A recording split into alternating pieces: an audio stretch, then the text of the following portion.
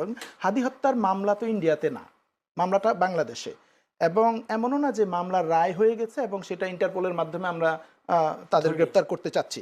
তো তার মানে হচ্ছে এখানে সামহাও কোনো একটা কানেকশন তৈরি হয়েছে, অথবা তারা আগে থেকে জানে এরা হাদি হত্যা মামলার আসামি। আমি ইমিডিয়েটলি ভেবেছিলাম যখন খবরটা শুনেছি যে হয়তো তাদেরকে এদের চলাফেরা দেখে সন্দেহজনক মনে হয়েছে, তারপর এদেরকে গ্রেপ্তার করছে এবং পরবর্তীতে জানতে পেরেছে যে এরা হাদি হত্যার আসামি। কিন্তু না, দেখা গেল যে তারা হাদি হত্যার আসামি এটা জেনেই তারা গ্রেপ্তার করেছে। এবং ইন্টারেস্টিং বিষয় হচ্ছে যে আইএসপিআর জানিয়েছে যে ডিজিএফআই এর তথ্যের ভিত্তিতেই গ্রেপ্তার করা হয়েছে।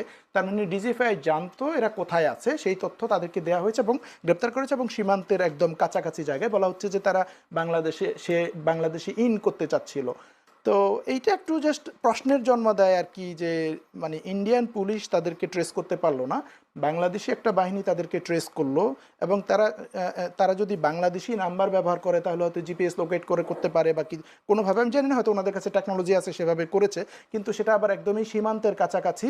এখন কেউ চাইলে প্রশ্ন করতে পারে যে এরা কি সীমান্তের এপার থেকে গেল নাকি ওপার থেকেই সীমান্তের কাছাকাছি আসলো।